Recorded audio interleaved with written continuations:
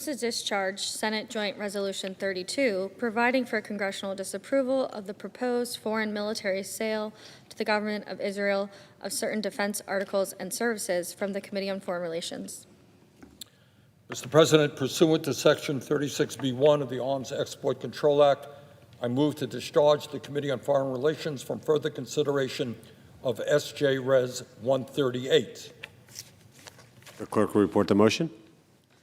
The Senator from Vermont, Mr. Sanders, moves to discharge Senate Joint Resolution 138, providing for congressional disapproval of the proposed foreign military sale to the government of Israel of certain defense articles and services from the Committee on Foreign Relations. Mr. President. Recognize the Senator from Vermont. Thank you. Mr. President, let me begin by thanking Senator Kelly not only for his remarks and his work as a U.S. Senator, but for his service to our country in the military, and I very much appreciate his support for these resolutions. Mr. President, 60% of our people here in the United States live paycheck to paycheck. They are struggling to pay for groceries, for housing, for health care, and increasingly the ability to fill up their gas tanks in their cars in order to get to work. We also have a $37 trillion national debt. Bottom line, the American people, whether they are Democrats, Republicans, or independents, conservatives, moderates, or progressives, want to make certain that their tax dollars are spent responsibly. And in strong and growing numbers, they do not want us to continue spending billions of their taxpayer dollars in support of the illegal, horrific, and expansionist war policies of the Netanyahu government in Israel. Since October 7th, 2023, the United States has provided over $21 billion in military aid to Israel.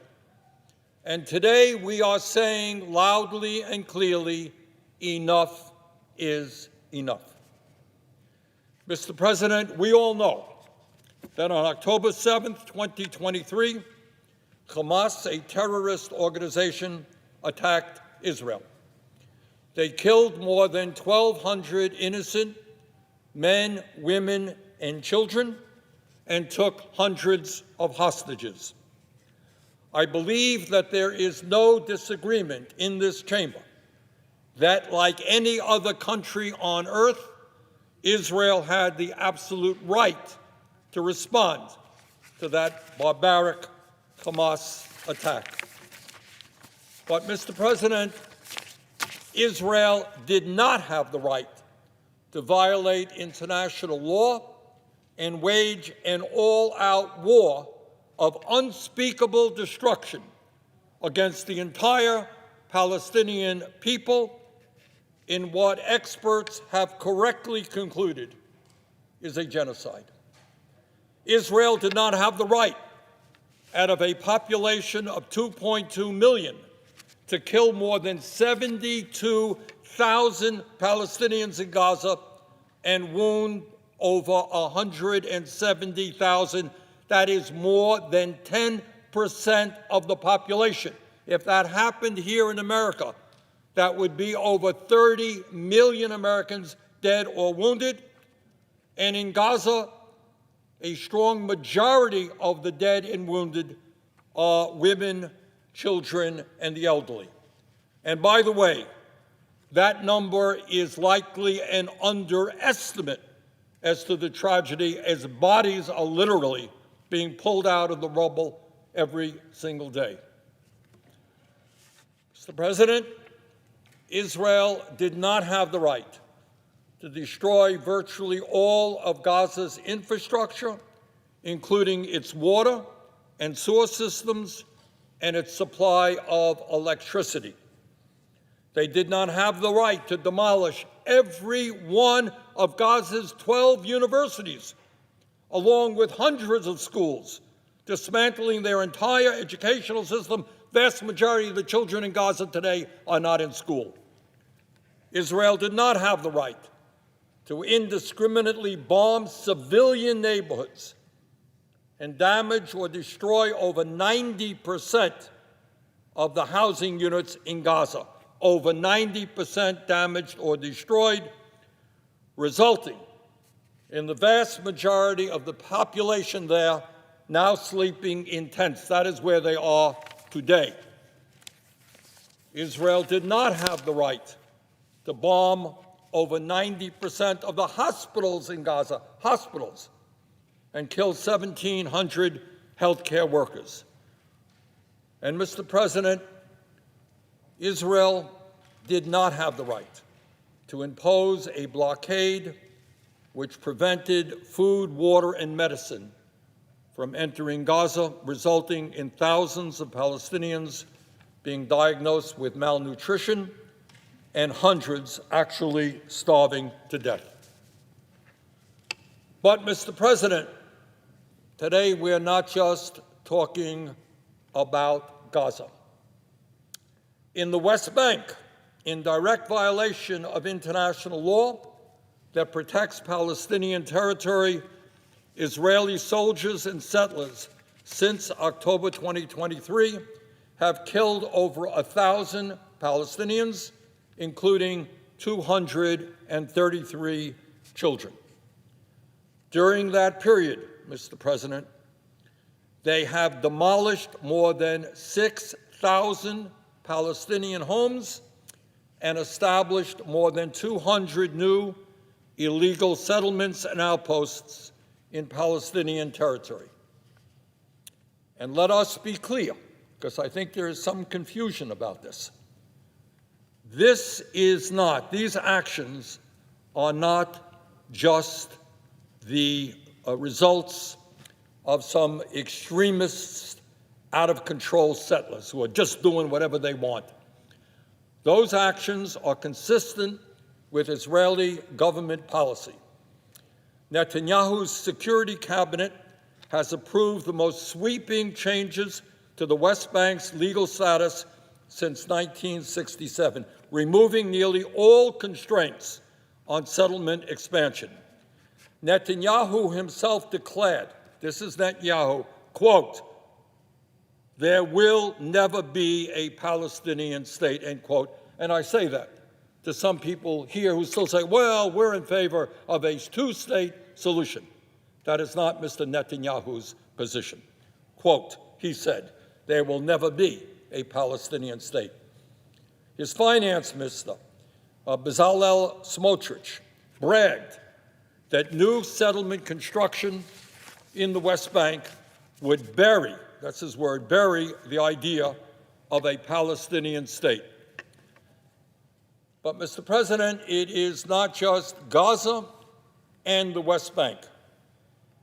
We now know that Netanyahu convinced President Trump to start an unprovoked and unconstitutional war on Iran. For 40 years, Netanyahu has wanted the United States to participate with Israel in a war against Iran, and finally, after 40 years of effort, he finally found in Trump a president willing to go along. He couldn't get Democratic presidents in the past, couldn't get Republican presidents in the past. In Trump, he finally found a president willing to go along. This war in violation of international law has resulted already in the deaths of thousands of civilians, including hundreds of children in Iran and Lebanon, including 26 Israeli civilians who are now dead and 13 American soldiers who have lost their lives so far in this conflict. Mr. President, all over the world, certainly including the United States, hundreds of millions of innocent people are suffering the economic consequences of this war, with higher prices and growing scarcity of basic goods. I believe that in Vermont now, the price of gas Regular gas is about $4 a gallon. Parts of the country, it is even higher than that. But, Mr. President, for Netanyahu, Gaza was not enough. Attacking Iran was not enough. Netanyahu is now waging a full-blown war of expansion against Lebanon. That war in Lebanon has not only killed more than 2,000 people, but has resulted in Israel occupying 14% of Lebanese territory. Let me repeat that. The war in Lebanon has not only killed more than 2,000 people, but has resulted in Israel occupying 14% of Lebanese territory. Mr. President, the Israeli Defense Minister, Israel Katz, has announced that all Lebanese border villages will be demolished. His exact words, following, quote, the model in Gaza. They're going to demolish border villages. Bezalel Smotrich, the finance minister, has warned that Dayaya, a suburb of South Beirut, quote, will look like Khan Yunis, end quote, a city in Gaza that Israel reduced to rubble. In other words, what they did in Gaza is now what they intend to do in parts of Lebanon. And these, Mr. President, are not threats, they are promises. For all of the reasons that I have given, and more, and you're going to hear more from some of my colleagues in a few moments, support for Israel in this country has plummeted. Today, according to a recent Pew poll, 80% of Democrats now have an unfavorable opinion of Israel, and 41% of Republicans share that view. And the numbers in all parties among young people are even higher. Young people, whether they are young Democrats, progressives, conservatives, do not want us to continue to fund the horrific war policies of Netanyahu. A recent Quinnipiac poll also found that 60%, including 3/4 of Democrats, 2/3 of independents, and 37% of Republicans, I say that to my Republican colleagues, 37% of Republicans do not want the U.S. sending more military aid to Israel. And that is why, Mr. President, I am offering today 2 joint resolutions of disapproval, the only formal mechanism Congress has to block an arms sale. The first resolution would block the sale of $151 million in 1,000-pound bombs.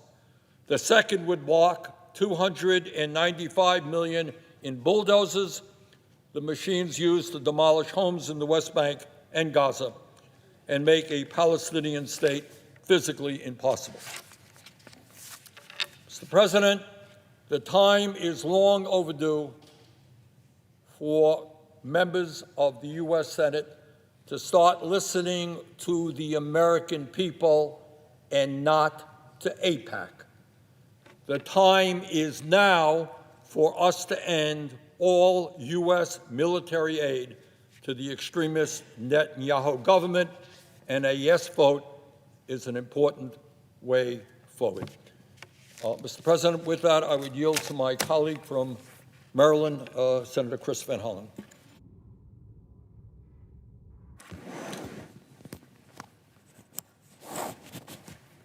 Mr. President. I recognize the senator from Maryland. Mr. President, I rise in support of the 2 resolutions offered by my colleague, Senator Sanders, that would bar the transfer of certain offensive weapons and equipment to the Netanyahu government. Specifically, these resolutions would block the transfer of 12,000 1,000-pound bombs and 132 armored bulldozers, valued at more than $446 million and funded entirely by American taxpayers. Mr. President, we cannot continue to provide a blank check to the Netanyahu government as it continues to use U.S. weapons in violation of U.S. and international law. As I've long said, Israel was justified in its war against Hamas after the horrific attack of October 7, 2023.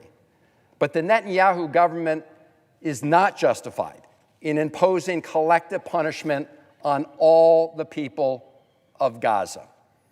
As Senator Merkley and I wrote in our report after traveling to the region in August 2025, and I quote, "The Netanyahu government is implementing a plan to ethnically cleanse Gaza of Palestinians. America is complicit."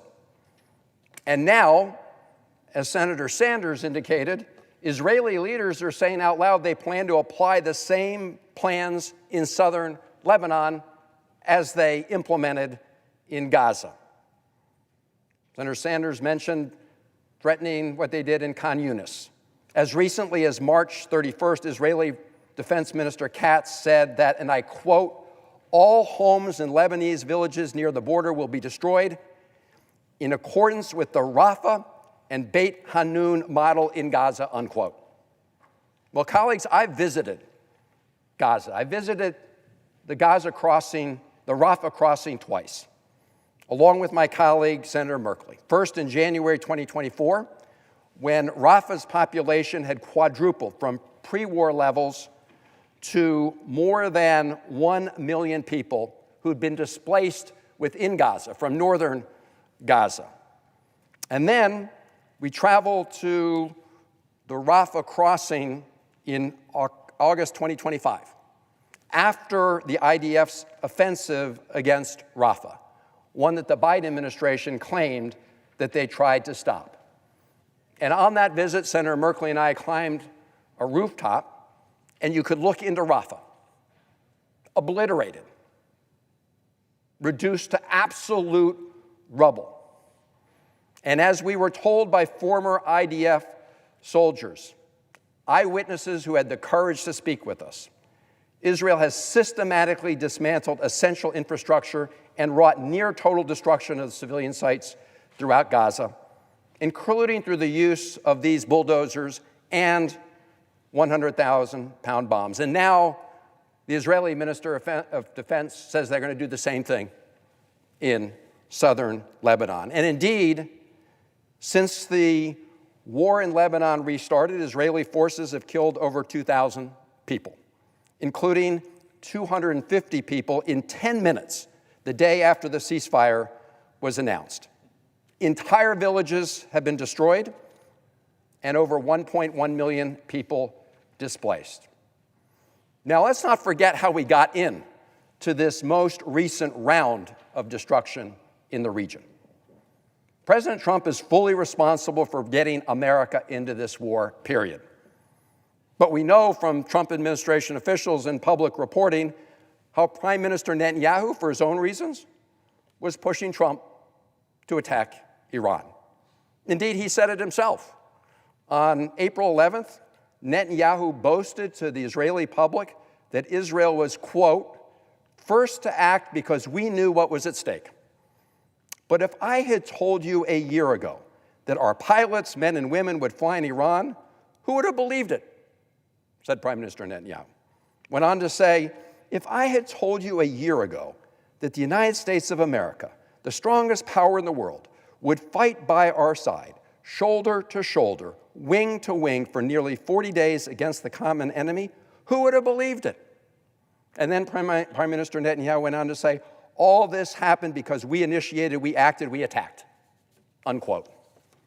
Now, those of us who have been around here a little while know that Prime Minister Netanyahu has been pushing for a war with Iran for a very long time. In fact, he recently publicly acknowledged that the current U.S.-Israel war on Iran, quote, "allows us to do what I've been hoping to do for 40 years. That's what Prime Minister Netanyahu said. I remember when Prime Minister Netanyahu actually spoke before a joint session of Congress asking us not to support the JCPOA, which of course prevented Iran from getting a nuclear weapon. Of course, the current president then tore that up when he first came into office. So Prime Minister Netanyahu has been trying to get previous presidents to join him in attacking Iran, but no previous president was stupid enough or reckless enough to actually do it. And so here we are. Without facing any imminent threat, President Trump and Prime Minister Netanyahu started an illegal war against Iran. And it is a gross violation of international law. Indeed, on April 2nd, a group of over 100 international law experts, people who actually believe in international law, included former US and UN officials, published an open letter stating, quote, the initiation of the campaign was a clear violation of the United Nations Charter, and that the conduct of the United States and Israeli forces in the war, quote, raises serious concerns about violations of international human rights and international humanitarian law, including potential war crimes. That's on top of the illegality of initiating a war against Iran. Now look, earlier this afternoon, nearly all Democrats voted together to end Donald Trump's illegal war against Iran. Many of us have vowed that we will not support one taxpayer dollar to continue this war that's making us less safe and less well off. Well, that commitment and determination should apply to the Trump administration and to the Netanyahu administration. We need to rein in Trump in this illegal war, and we need to rein in the Netanyahu administration in this illegal war. Now, colleagues, I want to focus for a moment on the portion of the Sanders resolution that bans the transfer of bulldozers to the IDF. These are the bulldozers that helped raze Rafah in Gaza to the ground.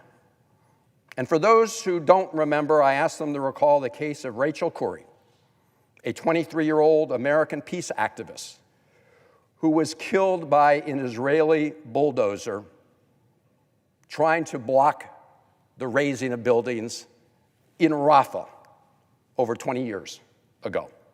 Rachel Corrie has never gotten any justice, and her family will tell you that today. In fact, just since January of 2022, at least 9 more American citizens have been killed by extremist Israeli settlers or security forces in the West Bank. And not one of them, not one, has gotten justice. Just like Rachel Corrie, no accountability. Now, Mr. President, there's no piece of equipment that has helped Israel and the Netanyahu government destroy civilian infrastructure in the West Bank and Gaza and now Lebanon more than the bulldozer. Just look at the titles of some of the reporting coming from what's happening about southern Lebanon. Guardian title, everything's gone. Israel destroys entire villages. And you can see it for yourself. I really encourage my colleagues just to look at the videos. Some of them have been shared by members of the Israeli military themselves that showed controlled detonations and destruction of entire villages. And this isn't new. During the last war in Lebanon, Amnesty International documented how the Israeli military carried out extensive and deliberate destruction of civilian property across almost the entire Lebanese border with Israel, including 10,000 structures, primarily through the use of manually laid explosives and bulldozers. And in the West Bank, as we speak, we're seeing violent Israeli settlers kill Palestinian citizens with impunity. And we're also seeing the use of these bulldozers to demolish Palestinian homes in the West Bank and other civilian infrastructures. Again, you can see it for yourselves in the videos. This is all part of a slow-motion ethnic cleansing effort in the West Bank and de facto annexation of the West Bank. Indeed, the New York Times in September 2024 spoke about raids in the West Bank villages of Tulkrum and Jenin. The headline was this, quote, "Israeli bulldozers flatten mile after mile in the West Bank," end quote. In total, since the Gaza war started, Israeli authorities have demolished at least 4,900 structures in the West Bank and displaced 9,000 Palestinians there. And as this has gone on, so has settler violence, often with the complicity of the IDF in the West Bank. Over 1,000 Palestinians, including 230 children, have been killed with virtual impunity since October 2023. And with impunity, the Israeli human rights organization Yesh Din said that between 2005 and December 2025, that's a 20-year period, more than 93% of police investigations into settler violence in the West Bank concluded without an indictment. So what are we going to do about this, Mr. President? We need to stop providing the Netanyahu government with an absolute blank check. We need to demand accountability for American citizens who have been killed there. And so I urge my colleagues now to support this resolution. If we want to rein in a Trump administration that launched an illegal war against Iran, we should also rein in the Netanyahu administration that's doing exactly the same thing with American taxpayer dollars. I yield the floor. I thank the Senator from Vermont. I thank the senator from Maryland and yield to the senator from Oregon, Mr. Merkley.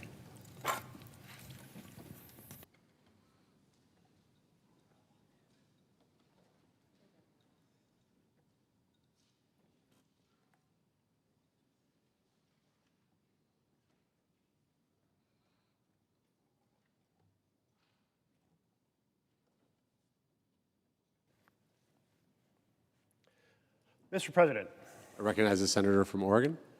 on February 28th, in coordination with and at the urging of Israeli Prime Minister Benjamin Netanyahu, President Trump attacked Iran without congressional authorization.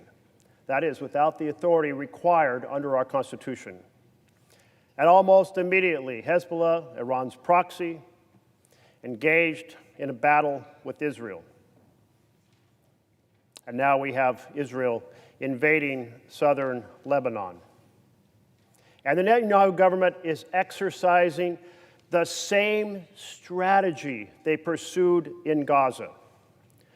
Drop massive bombs, level entire towns, block routes for civilians to leave, and block access for humanitarian relief. And the United States, we're partners in this. We're complicit in this.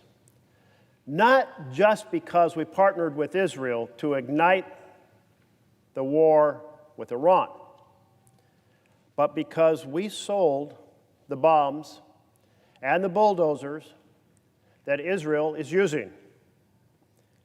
We didn't stop supplying the Netanyahu government with weapons years ago, even when it became clear that they were deliberately targeting homes, schools, and hospitals. When they were blocking deliveries of humanitarian aid, including water, food, and medicine. When the result was mass malnutrition, particularly among mothers and children and the elderly. We must not continue to be complicit in these tragedies by selling these tools of destruction, the bombs and the bulldozer, to Israel. The administration says, let's sell them 12,000 more 1,000-pound bombs. Picture 12,000 1,000-pound bombs dropping on neighborhoods. That's what we're enabling. or a vast number of bulldozers to destroy homes and buildings. We've seen it in the West Bank, homes and villages bulldozed, ancient olive groves bulldozed, and now we're seeing it in Lebanon, with the Netanyahu government bragging about doing the same thing to Lebanon they did to Gaza, make it uninhabitable. Let's be clear, bulldozers are not defensive weapons. Recent satellite images of southern Lebanon show the Netanyahu government flattening towns, destroying bridges, cutting off civilian movement, cutting off humanitarian access, in a replay of the destruction we saw in Gaza. Not to mention, the Netanyahu government has supported settlers in their expansion, massive expansion of outposts and settlements on Palestinian land in the West Bank, in their mass increase in construction of homes and villages, and most disturbing of all, supporting the settlers in their violent attacks on Palestinian communities. All of this in the goal of creating a greater Israel by destroying any prospect of a Palestinian state. And let's not forget, as my colleague from Maryland mentioned, it was a bulldozer operated by the Israeli Defense Forces that killed American citizen Rachel Corrie in Rafah in 2003, the first of 14 American citizens who have been killed by Israeli soldiers since then. Approving this sale of the bombs and bulldozers deepens our responsibility for these tragedies and for the suffering. Colleagues, when we became senators, we swore an oath to take on the responsibilities designated to Congress in the Constitution, including the question of war. As Madison summarized, the Constitution supposes what the history of all governments demonstrates, that the executive is the branch of power most interested in war, most prone to it. Thus, the Constitution has accordingly, with studied care, vested the question of war in the legislature. That's the Constitution we swore an oath to. And it's the Constitution that President Trump violated by launching a war without congressional authorization. In 1973, during the Vietnam War, Congress approved the War Powers Act to, in the words, quote, fulfill the intent of the framers of the Constitution to rein in the president from waging wars without congressional approval. The War Powers Act does allow the president to respond to an imminent threat that is, and I quote, a national emergency created by an attack upon the United States, its territories, possessions, or armed forces. But in this case, no such condition existed, and thus the violation of the Constitution. Yet earlier today, my colleagues across the aisle voted to allow the president to continue to violate the law and violate the Constitution. When will we say enough is enough? Senator's time's expired. Thank you, Mr. President. I ask 1 minute to close. Unanimous consent for 1 minute to close. Without objection. Thank you. Let us today, all 100 senators, uphold our oath to the Constitution. The indiscriminate use of American bombs in Iran and Lebanon and Gaza to target civilians and infrastructure by Israel must end. We should not sell these bulldozers and these bombs to Israel. I urge my colleagues to vote for these two joint resolutions of disapproval. Thank you.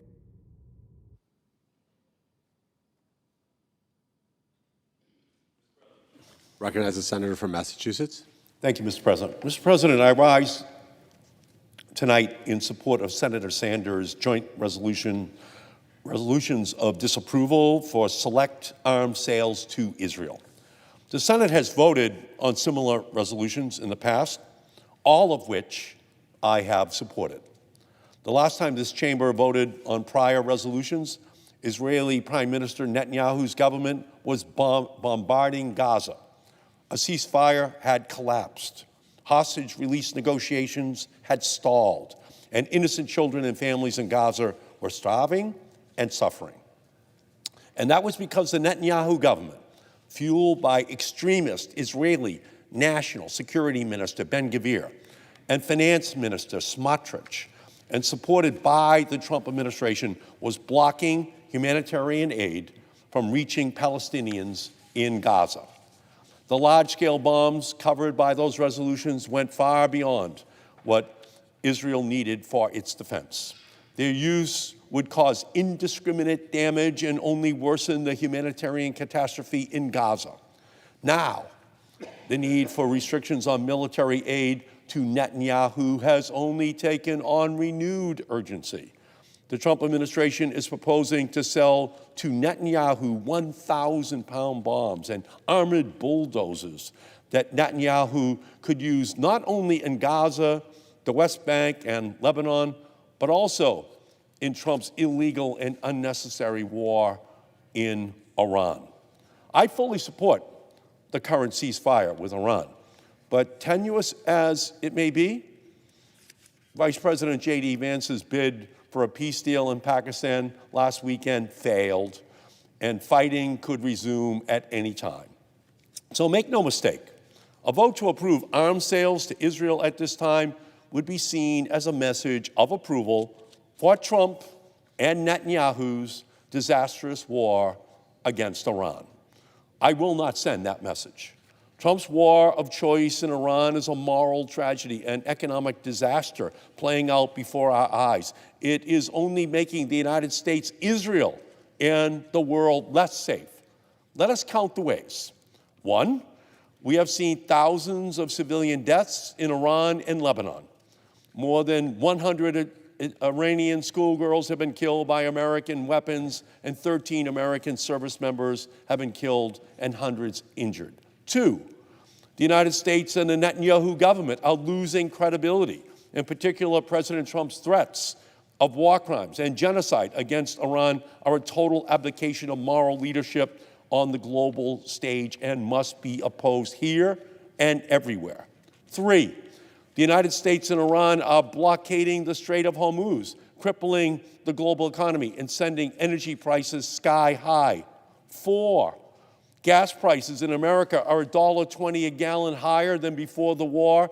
Vehicle owners will be paying $500 to $600 more here in the United States over the course of this next year. It is going to be Trump at the pump. The American people are going to be paying for this war. And five, this dangerous, unnecessary, and expensive war has cost the American taxpayer about $50 billion so far, with the Trump administration seeking hundreds of billions of dollars more as part of a $1.5 trillion military budget, which must be rejected. And six, Iran still controls its uranium. And seven, there has been no regime change. We just swapped out one Ayatollah for another. And 8 Iranians are still not free. Why would we send American military weapons that could prolong, escalate, or worsen this horrible situation in the Middle East? I say no more. The Senate should express its opposition to Trump and Netanyahu's needless war and seek to stop it. Number one, we should pass these resolutions to block 1,000-pound bombs and armored bulldozers for use in this war. Two, we should pass a war powers resolution that denies President Trump the authority to continue this war. And three, we should reject any request for funding to pay for Trump's war of choice. Today, we must send a clear message that the United States Senate opposes, in the strongest possible terms, Trump and Netanyahu's dangerous, expensive, unnecessary, and immoral war. There is no military solution to this crisis. We must solve this at the negotiating table. We must end this war now. We must pass these resolutions. in order to have the United States Senate speak to our outrage at what is happening in the name of the American people. Mr. President, with that, I yield. The senator from Virginia. Mr. President, I rise in support of Senator Sanders' resolutions. I'll be voting for both of them. On February 21, 2024, I wrote a public letter to President Biden, and I said the Hamas attack on Israel is devastating, and Israel faces threats from other adversaries in the region, and we should help Israel defend its civilians, but we should do so only by providing defensive weapons to Israel and not offensive weapons. Why defensive weapons? We've long been a security partner of Israel, and those who follow the relationship understand there are threats to Israeli civilians that are very present because of actors in the region like Hezbollah and Hamas and the Houthis and Iran and Iranian-backed militias. Israeli civilians do face threats that warrant the U.S. providing defensive support. But I took the public position more than 2 years ago now that it would be wrong to send offensive weapons to Israel. And that position was based on exactly the same reason: protect civilians, protect Palestinian civilians, protect Lebanese civilians, protect civilians. And offensive weapons delivered to Israel and the way they are using them, particularly bombs, are guaranteed to cause mass civilian suffering. That's what's happened in Gaza. That's what is happening in Lebanon. And anyone who's paid attention to this region just has to answer this question: is more civilian death going to get us to the right place? This is a region that has been replete with the deaths of civilians, and the U.S. taxpayer and this body should not be pouring gasoline or adding tinder to a fire where more and more civilians are in jeopardy. And so since that public letter to President Biden, I have supported Senator Sanders and other resolutions before. If weapons are offensive in nature, the U.S. shouldn't be transferring them. And I will support the resolutions for that matter. We need to protect civilians. We don't need to pour gasoline on a fire in a region and accelerate more deaths of civilians. I have received some outreach about this particular vote from some who say this is a vote to deny all military aid to Israel. That is not what this vote is about. This is about denying particular weapons that are offensive in nature. Just to give you an order of magnitude, during this term of Congress, the president has noticed 27 different arms transfers to Israel. And with these two joint resolutions of disapproval, we have challenged six of those 27 arms transfers as being offensive in nature. We have not challenged 21 of the arms transfers that are primarily defensive in nature. There has been not a single senator who has brought up a challenge to the defensive arms sales because we want to protect civilian lives.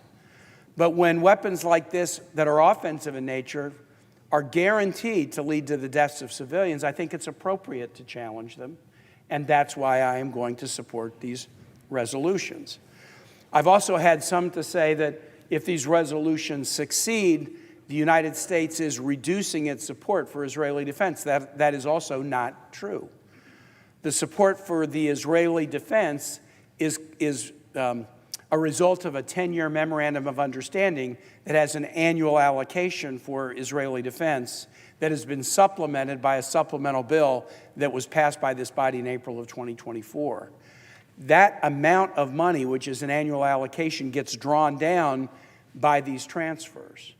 I would urge my colleagues to support the cessation of offensive weapons transfers. If this bill succeeds, it doesn't reduce support for Israeli defense by a single penny. It just means that Israel should request and the U.S. should consider transferring defensive weapons to enable Israel to defend its own civilians, but not carry out military action that would harm other civilians. The principle of let's just stop the damage to civilians in the region seems to me to be overwhelming. If the death of civilians was accomplishing anything, we would have seen that accomplishment long before now. And so stopping the transfer of offensive weapons seems to me to be the right thing to do, not just for the U.S. security interest and the safety of our service members in the region, but it's also the right thing to do to promote regional stability and the security of Israel. And for that reason, I'll vote for the resolutions, and I appreciate my colleague introducing them.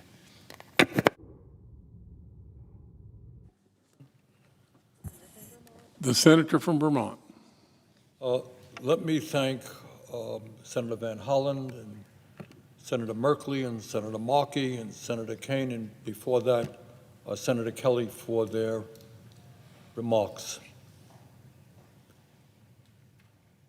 The American people increasingly are sick and tired of spending billions of dollars in support of illegal, horrific military actions on the part of the Netanyahu government.